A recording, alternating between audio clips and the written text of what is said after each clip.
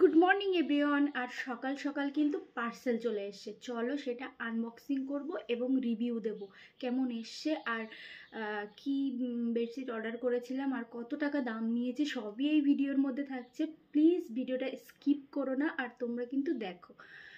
অফলাইনের থেকে অনলাইনে কিন্তু অনেক রিজনেবল প্রাইসে পাওয়া যায়। তো চলো আমি প্রথমে আনবক্সিং করব। আর এটা আমি নিয়েছি ফ্লিপকার্ট থেকে, আর আমার ফ্লিপকার্ট অ্যাপ খুব ভালো লাগে। আর আমি বেশি অংশ অনলাইনে শপিং যদি করি তো ফ্লিপকার্ট থেকেই করি। কিছু কিছু জিনিস খারাপও আসে, বাট কিছু কিছু জিনিস তো ভালোও আসে, সেগুলো রিটার্ন করে দিই যেগুলো খারাপ আসে। তো চলো বেশি বক বক না করে আনবক্সিং করি। আমি তো আনবক্সিং এইভাবে করি, তোমরা কীভাবে করো অবশ্যই কমেন্ট করে জানিয়ে। আমার এই কালারটা খুব পছন্দ, তোমাদের পছন্দ কিনা সবাই কিন্তু জানাবে। দেখো হোয়াইট কালারটা তো ভালো এসছে, বাট এই কাপড়টা কেমন এসছে সেটা লেখা ছিল কটন, কিন্তু পিওর কটন না মনে হচ্ছে। দেখি জিনিসটা কেমন, খুব একটা যেন ভালো না মনে হচ্ছে।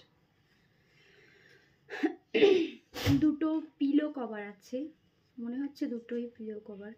পিলো কভারগুলো অনেক বড় বড়, অনেক বড় বড় পিলো কভারগুলো।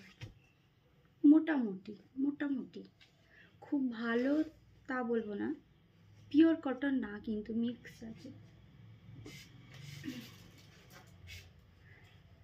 বেড কভারটার কালারটা দেখে না জাস্ট আমার ভীষণ ভালো লেগেছে, আর ওই জন্য অর্ডার করে নিয়েছি। এই বেড কভারটা নিয়েছে মাত্র 255 টাকা। 255 টাকায় কিন্তু এত সুন্দর ফুল সাইজ বেড কভার পারচেস করলাম।